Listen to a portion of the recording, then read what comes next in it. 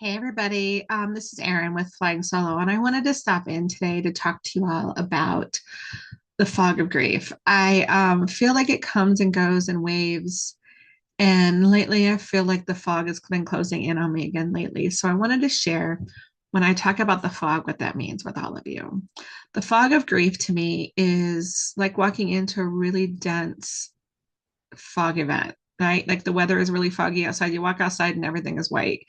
I've often used the example of my trip to Arizona the first time with walking up to the Grand Canyon and seeing nothing out there but white. And I have a picture that I share of me a lot of me standing in front of the canyon with just a wall of white and saying they tell me there's a canyon behind me. And throughout the course of that day, as I watched the fog lift, and what was amazing is I never expected snow in Arizona, but think about it, the high enough elevation up there that where we were, the Grand Canyon, there was snow and there was a slushy snow in different places, and some places were more so than the others. But throughout the course of the day, the fog slowly lifted, and you could just see the canyon a little bit more at a time. And everything just started to open up. And by mid afternoon, it was gorgeous. You could see the whole canyon. It was bright. It was sunny. I needed to find sunglasses.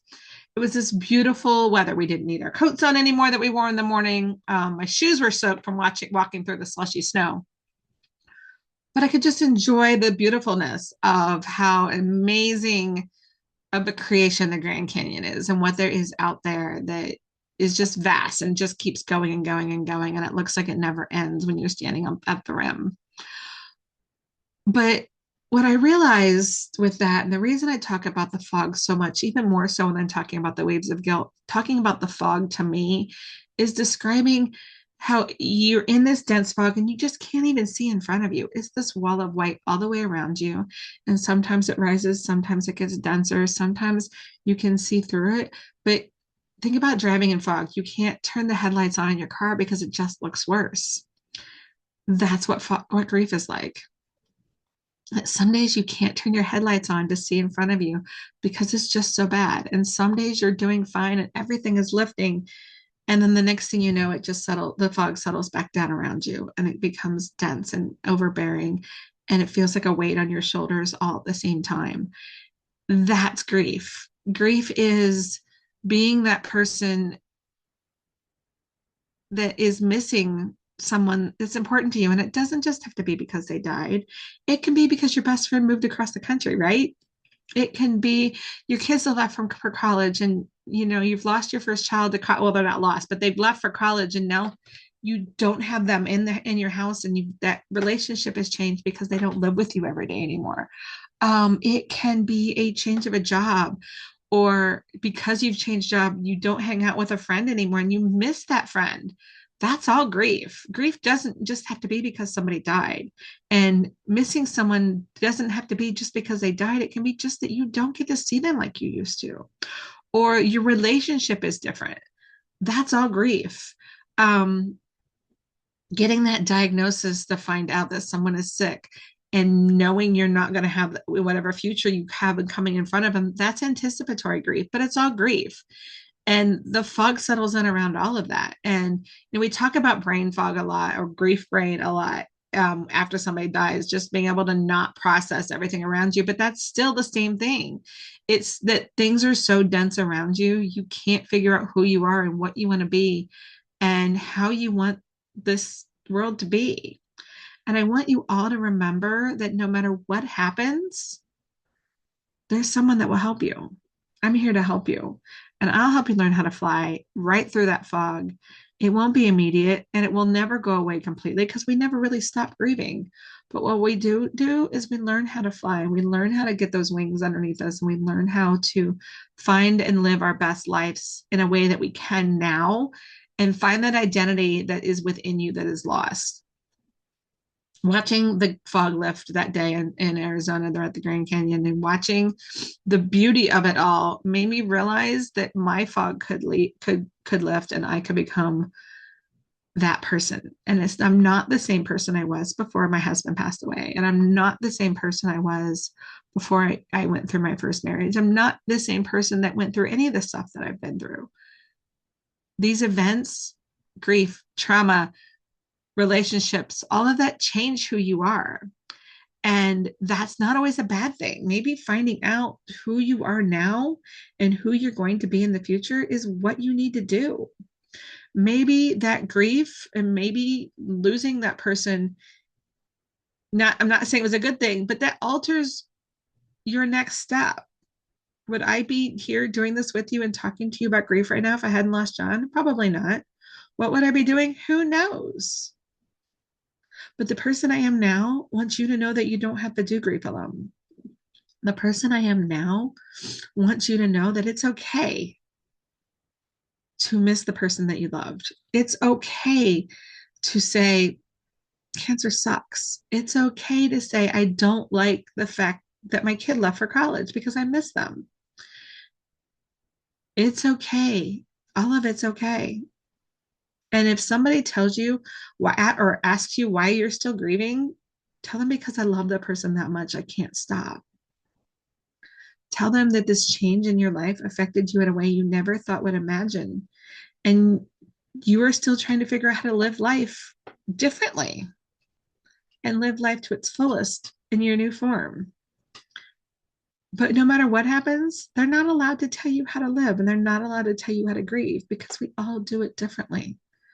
And we all do it in a way that helps us grow and helps us become the best version of ourselves we can be on a daily basis. And that may change between today and tomorrow. And that may change when you meet somebody new, whether it's a relationship or a new friendship or a bond you created with somebody because you have a common interest or a common struggle. Having an amazing group of women that I get to talk to a couple times a month and those that I talk to 3 times a week has altered me, has changed me. My virtual sisterhood and my Trailblazer sisters are the most amazing people in my life.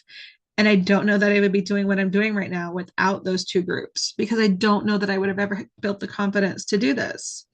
So those friendships in your lives and those people that you find that help you along your path and help you along your journey could help you turn your pain into purpose, which is what I did. I turned the pain of losing John and the pain of becoming a single mom and the pain of watching my kids grieve their father and the difficulties of my divorce that I had 20 plus years ago. And all of that, I turned all that into who I am now. The Erin I am now and the Erin that I see in front of me is an amazing person who can do amazing things. And I want to see you do the same thing. I want to see you gain your wings. I want to see you find your way through the fog and help you navigate that pain, that loss, that difficulty. And that's what I'm here for. That's what flying solo is about. Flying solo is about being the best version of you possible and finding your purpose in life, finding your direction, finding your goals, and living to your fullest and not spending your entire life wondering what would have been if they hadn't died, what would have been if they'd stayed here and went to college, what would have been if you'd stayed married to that man that wasn't the best marriage. Flying solo is about finding you. That's the best way to say it. And we don't do this alone.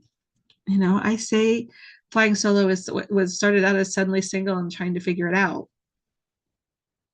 But I didn't do this alone. I did this with friends. I did this with a mindset coach. I did this with a therapist. I've done this with other coaches, my business coach, my friends that helped push me along the way. And I did it with my kids because I wanted my kids to have the best life they can have. And I didn't want them to ever say to me, if dad had been alive, this would have been better. Yeah, it would have been better. Or it may have been better, but it's not bad where we are now. And it's not damaging. It's healing, it's hopeful, it's finding our best path. Most importantly, it's about flying. It's about becoming my kids and I becoming the best people we can be and be taking what has happened to us and growing into the new version of us. And the new version of Erin and her kids is amazing. I love my life with them. They drive me crazy, but they're teenagers. What else do I expect? But they're healing, they're powerful, and they're the best versions of me. They're the best versions of their father and I. But I get to see them grow and I get to see them prosper. And I get to watch them say, all right, today is a bad day. Today I'm really missing dad. I need to talk about dad, or we joke about it. We'll often say, oh, I'll say something. For example, one day we're driving down the car and I wanted to call my dad. And I told my son to hit the button on my dashboard that said dad. He says, I don't know what that is. I don't have one. But we use our dark humor to laugh and joke about it. But we can, because that's what we do. We use the sarcasm, we lose the laughing and joking, but we also do it in a way that we remember John and remember the person he was. We remember the life that he gave them and me. And the healing that I did and learning to start trusting men after a bad first marriage and going into that marriage. And the healing I'm still doing now, learning to trust new people in my life and willing to open my world up to new people. So thank you for Laura letting me ramble for a little while, but I wanted you to all know that we all do this together. Nobody ever has to grieve alone, and I'm here for you. So what I want you to do, I want you to share this video with somebody that means something to you. And I want you to say, I want you to listen to her and I want you to hear what Erin has to say about grief. And so they understand what grief is about. Because if you haven't lost somebody in your life, you may not know how grieving works. And that's what I'm here to teach you. I want to teach those of you that haven't lost somebody important in your life how to support those other people in your life as well.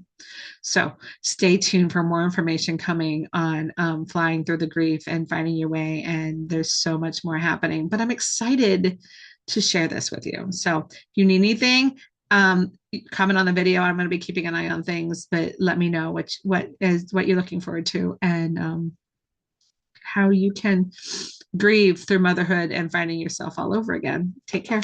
Bye.